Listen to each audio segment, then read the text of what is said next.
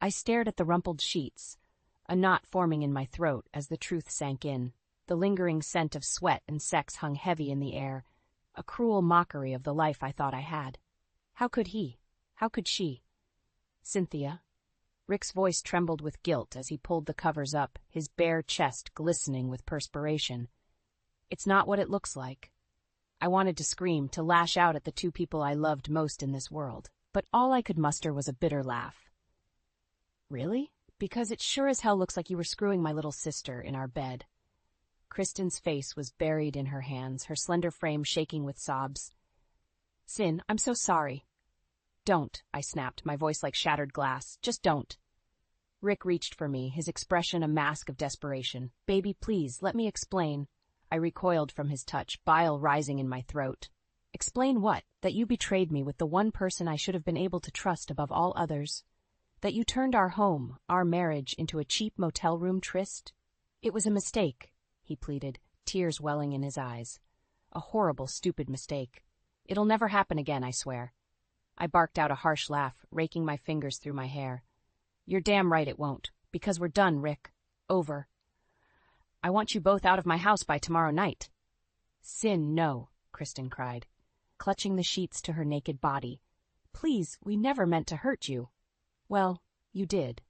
The anguish lanced through me like a white-hot blade. You betrayed me in the worst possible way, and I'll never be able to look at either of you the same again. Rick reached for me again, but I shoved him away, my anger and hurt overriding any lingering love. Don't touch me. Just get your things and go. We're through. As I stormed out, the enormity of what had happened threatened to crush me. My life, my family, everything I held dear, shattered in an instant by the two people I trusted most. The incessant knocking at my door wouldn't stop. I knew it was Rick, begging for another chance like he had been all week. Part of me wanted to ignore him, to shut out his pleas and hollow promises. But a larger part, the part that still foolishly clung to the memories of happier times, compelled me to answer. What do you want, Rick? I sighed, pulling open the door to find him disheveled and bleary-eyed. Sin, please, you have to listen to me. He reached for my hand, but I snatched it away.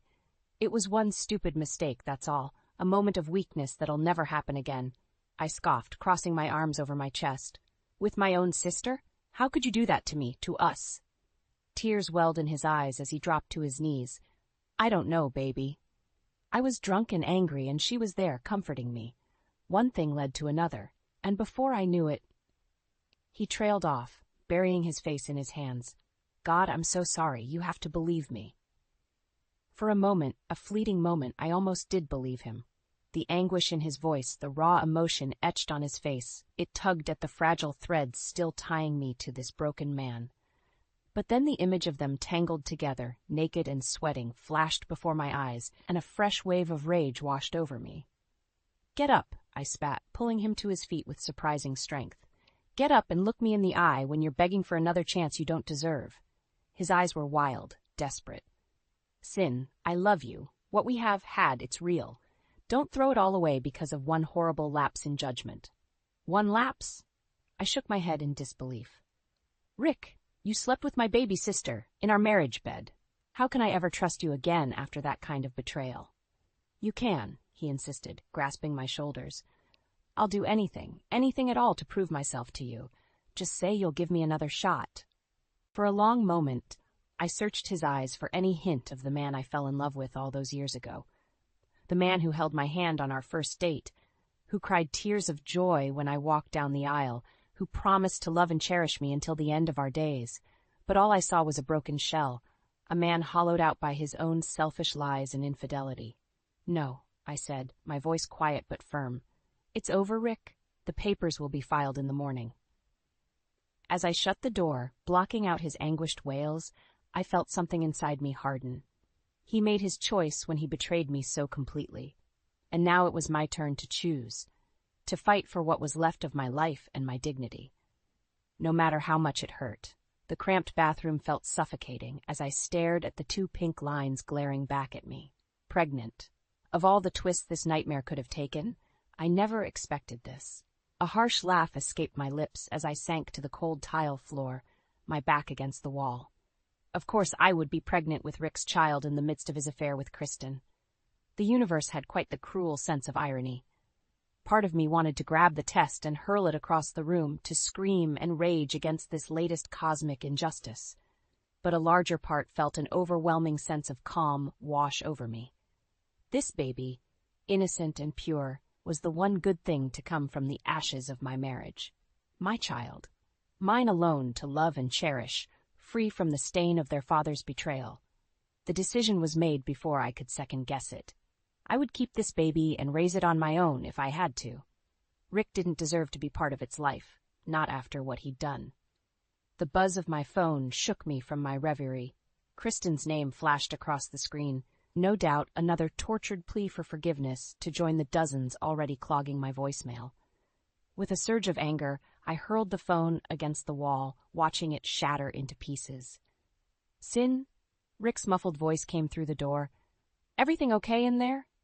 I almost laughed at the absurdity of his question, as if anything could ever be okay between us again. "I'm pregnant," I called out, my voice eerily calm. "The test just confirmed it." There was a long pause before he responded. Are you sure it's mine?" White-hot rage lanced through me at his implication. "Of course it's yours, you son of a bitch," I roared, leaping to my feet. Who else's would it be? The door flew open, and he stood there, hands raised in surrender. "Sin, I didn't mean it like that. I need to know for sure." "Well, you can be damn sure," I spat, shoving past him into the bedroom. "I haven't been with anyone else, unlike you." He flinched at the venom in my words, but pressed on. Okay, I believe you. Just please let me be a part of this baby's life." I whirled on him, eyes blazing with fury. "After what you did? After destroying everything we built together by screwing my own sister? You don't get that right, Rick. Not anymore." His face crumpled in anguish. "Sin, please, I'm begging you, that baby, it's all I have left now." "No," I said, my voice hardening to steel. "You made your choices, just like I'm making mine. And I choose to raise this child away from the toxicity of your lies and betrayal. We're through." As the tears streamed down his cheeks, I felt something inside me finally break free. The naive, love-struck girl who thought her fairy tale would last forever. In her place stood a woman reborn, hardened by the cruelest of life's realities, yet stronger for having survived it. I was done being the victim. From now on, I would be the author of my own destiny, and Rick would play no part in it. The baby kicked insistently, as if sensing the tension radiating off me. I rubbed my swollen belly, trying in vain to soothe the life growing inside me, a life that would soon be thrust into the chaos of my crumbling world. "You can't be serious, Cynthia." Rick's voice was laced with disbelief and more than a hint of anger. "Asking for that much in the settlement is highway robbery." I met his gaze levelly, my jaw set. "I'm deadly serious. After what you put me through, I deserve every penny." He raked his fingers through his thinning hair, pacing the length of the lawyer's office. "But that amount, it'll leave me with next to nothing to start over with. Where's the fairness in that?" A harsh laugh escaped my lips. "Fairness? You want to talk to me about fairness after you cheated on me with my own flesh and blood?" I leaned forward, my eyes boring into his. "I bent over backwards to make our marriage work, to build a life with you. And you threw it all away for what? A cheap thrill with my baby sister?" Rick flinched as if I'd struck him. Good. I wanted my words to cut deep, to make him feel even an ounce of the pain he'd inflicted on me. "Sin, please." He dropped to his knees in front of me, clasping my hands in his clammy grip. "I was a fool, an absolute idiot, but you have to believe I never meant to hurt you like this. I love you more than anything." I snatched my hands away, bile rising in my throat. "Save it for someone who still believes your lies, Rick. I'm through being made a fool of." His face crumpled, the mask of the repentant husband slipping. "So that's it, then? You're just going to take me for everything I've got and leave me destitute?" "I'm taking what I deserve," I shot back, rising to my feet with effort. "A chance to get back on my feet and provide for this baby without having to rely on you for a damn thing." Rick's eyes narrowed to slits. "You're making a huge mistake here, Cynthia. Don't think for a second the courts will side with you over this." I matched his glare with one of my own. "I have a pretty strong case, as I recall. A cheating husband who lied and betrayed his heavily pregnant wife in the worst way imaginable. I shook my head slowly. I like my chances just fine, thanks. As I turned to leave, the fight seeming to drain from Rick's body, a tiny voice inside whispered that maybe I was going too far, that the settlement figure I'd named was perhaps too steep, too vengeful. But another voice, louder and more insistent, drowned it out. This was what he deserved, I told myself, the consequences of his unforgivable actions. If it broke him, so be it. He'd brought it on himself. He didn't get to play the victim, not this time, not after everything he'd taken from me. The pounding on my door was incessant, jarring me from the first decent sleep I'd gotten in weeks. I knew without looking who it would be, the same person who had shattered what little peace remained in my life. Throwing on a robe, I flung open the door to find Kristen standing there, her eyes red-rimmed and desperate. "What do you want?" I spat before she could speak. "Here to rub my face in your home-wrecking ways again?" She flinched as if I'd struck her. "Good. Sin, please. I know I don't deserve your forgiveness, but you have to hear me out." "I don't have to do a damn thing," I shot back, arms crossed over my chest. "You made your bed when you slithered into mine with my husband. Now you can lie in it." Tears spilled down her blotchy cheeks. "I'm pregnant, Sin, with Rick's baby." The words hung in the air like a suffocating fog as I struggled to process them. Of course she was pregnant too. The universe just loved twisting the knife deeper with each new torture. Well, isn't that just perfect? I laughed bitterly. The two lying, cheating snakes get to play family while I raise my child alone. How storybook of you both. No. She reached for me, but I jerked away. "No, Sin, you don't understand. I need your help." I stared at her incredulously. "My help? After you stabbed me in the back in the worst way imaginable, what makes you think I'd lift a finger to help you?" Kristen's eyes were wild, pleading. "Because Rick, he wants nothing to do with this baby. He said it'll ruin his chances of getting back together with you." White-hot rage lanced through me at her words. Of course, that bastard would try to weasel his way out of this, to pretend the ultimate consequence of his actions didn't exist. Just like he'd tried to pretend his affair was some momentary lapse, a blip to be forgotten. "So what?" I shrugged, feigning indifference. "Sounds like a personal problem to me. You two can sort out your own messes." "But I can't do this alone," she wailed, fresh tears streaming down her face. "I don't have anyone else, Sin. You're my family." Family. The word was like a physical slap across my face. This snake who had violated the sanctity of my family in the worst way was trying to claim that bond again? After everything? You lost any right to call me family the second you spread your legs for my husband, I hissed, poking her sharply in the chest. As far as I'm concerned, you're just the worthless homewrecker he stepped out with, nothing more.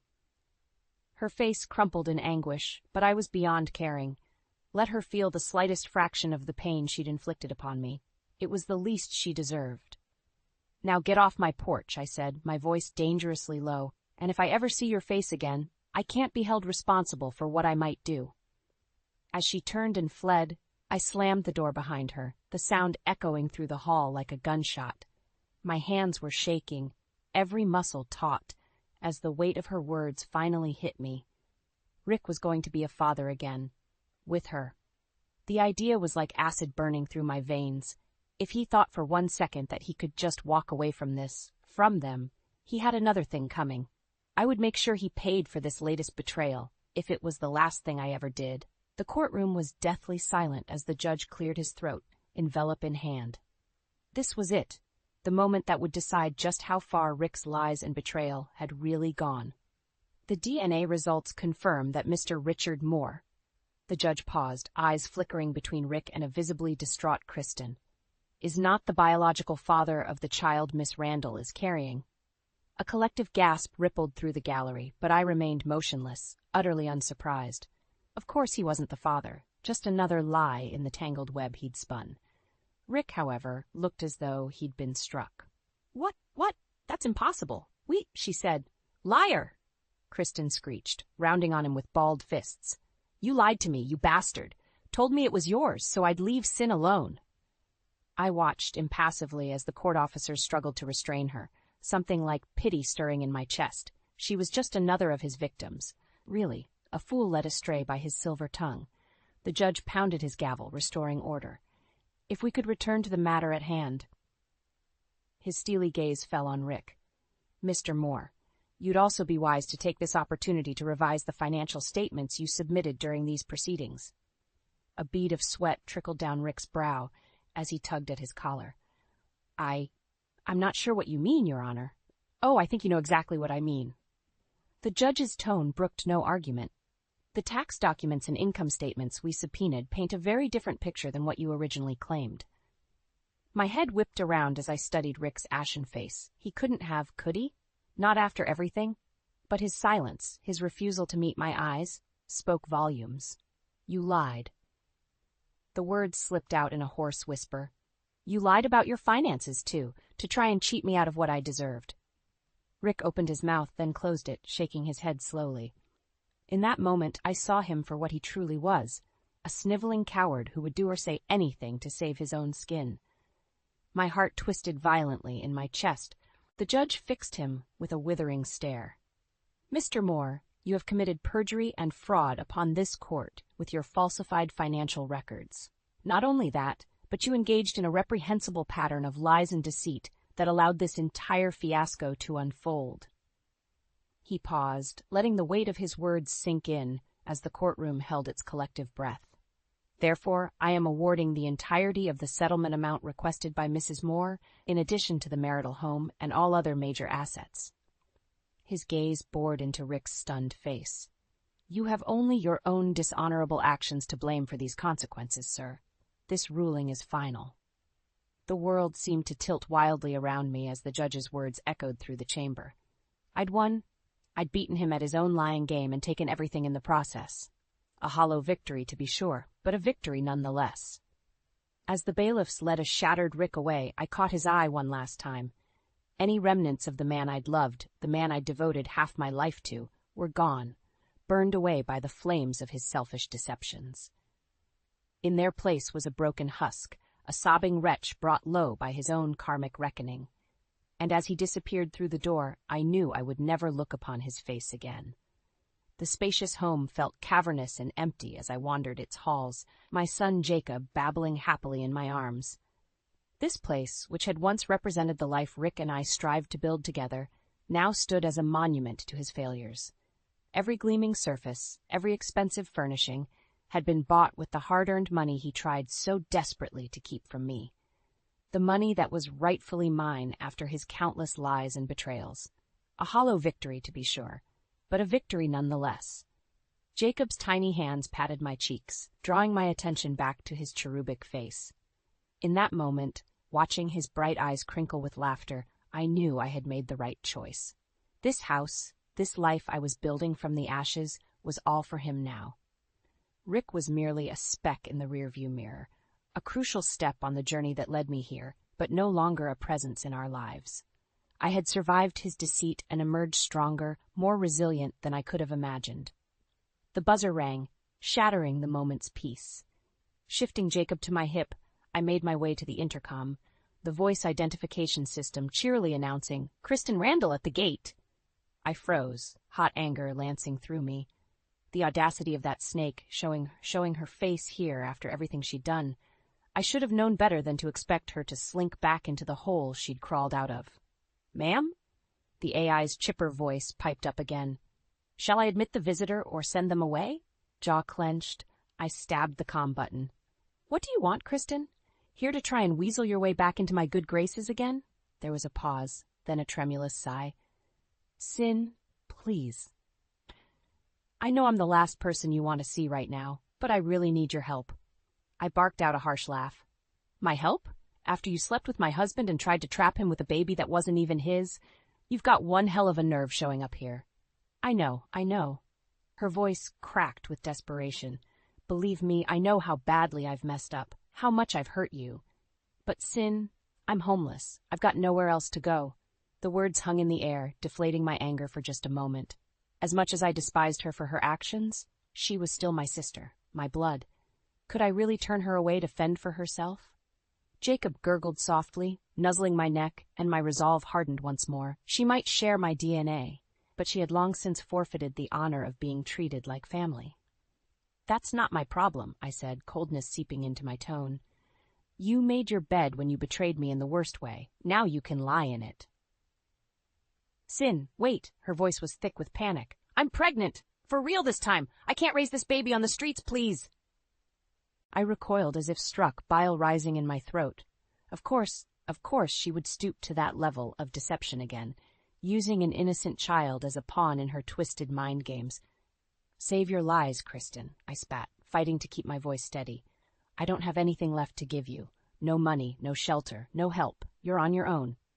As her muffled sobs faded, I slumped against the wall, cradling Jacob close. In that moment, I pitied her even as I reviled her very existence, for she was well and truly alone in this world of her own making. But not me. Never again. I had my son, my beautiful reason for persevering through all the darkness.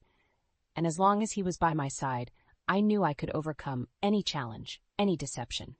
Rick's betrayal may have tried to break me, but it had also remade me into a fiercer, more uncompromising version of myself. One that would never let anyone jeopardize the life I was building for me and my child. Not Kristen. Not Rick himself. No one. The sun-dappled park was alive with the sounds of children at play, their laughter ringing out across the vibrant green expanse. I smiled as Jacob raced ahead of me, his tiny legs pumping furiously as he chased after a kaleidoscope of bubbles. So much had changed in the 5 years since that fateful night, the one that shattered my world and set me on this new path as a single mother. Yet watching my son's face light up with unbridled joy, I knew all the pain and heartache had been worth it 1,000 times over. Mommy, look how high I can swing. Jacob's excited voice drew my gaze to the playground, where he was launching himself into the air with reckless abandon. Chuckling, I made my way over, ready to rein in his antics before he gave himself a concussion. All right, little daredevil, let's take it down a notch before you. The words caught in my throat as my eyes landed on a hunched, disheveled figure sitting alone on a nearby bench. Even from a distance, the stringy hair, sallow complexion, and haunted eyes were instantly recognizable. Rick? A lead weight formed in the pit of my stomach as Jacob continued playing, oblivious to the ghost from our past. Part of me wanted to grab his hand and flee, to shield him from the man who had put us through so much pain and anguish. But another part, the part that had grown stronger and more resilient with each passing year, felt something else stirring inside me. Not anger, nor hatred, but pity. Steeling myself, I made my way towards the bench, my heart pounding in my ears. Up close, the toll of Rick's lies and deceptions was even more stark. His clothes hung loosely, his face etched with lines that made him appear decades older than his years. Well, I said softly, watching as his head snapped up in shock. If it isn't the master of deception himself, fancy meeting you here. Rick's eyes widened as he took me in, his hands visibly trembling. See? Cynthia? Is that really you? In the flesh, I gestured vaguely at his haggard appearance. Looks like the last few years haven't been too kind to you, Rick? He flinched as though I'd struck him, turning his gaze downward in shame. Yeah, well, I guess that's what happens when you lose everything due to your own stupidity. An uncomfortable silence stretched between us, punctuated only by Jacob's peals of laughter in the distance. Part of me felt a twisted sense of satisfaction at seeing the great lie spinner brought so low, but the larger part simply felt sadness. For the broken man before me, and for the bright future we had once dreamed of building together. You know, I said at last, for what it's worth, I did love you once, with everything I had. Rick's shoulders slumped as he nodded jerkily. I know, believe me, I know, and not a day goes by that I don't regret throwing that all away. Well, regrets won't change the past. I shrugged, turning to watch Jacob scramble up the slide.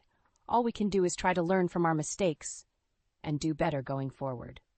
As if sensing the weight of our conversation, Jacob raced over and flung himself into my arms, his bright eyes shining with adoration. In that moment, I knew I had all the love and joy I would ever need right here. Who's this, Mommy? He asked innocently, pointing at Rick. I opened my mouth, 1,000 bitter recriminations rising to my lips. But one look at my son's cherubic face, and I realized. Rick's deceptions were in the past. The struggles he had put us through had only served to make me stronger, more resilient, more able to cherish the family I had fought so hard to build. No one important, baby, I murmured, kissing Jacob's brow. Just a ghost letting go of its chains. Let's go get some ice cream. As we turned and walked away, leaving Rick to watch with slumped shoulders, I felt a profound sense of peace wash over me. His mistakes, his lies, they no longer had any power over me or my life. I was free to love, to laugh, to live my life on my own terms, and in that moment, nothing else mattered.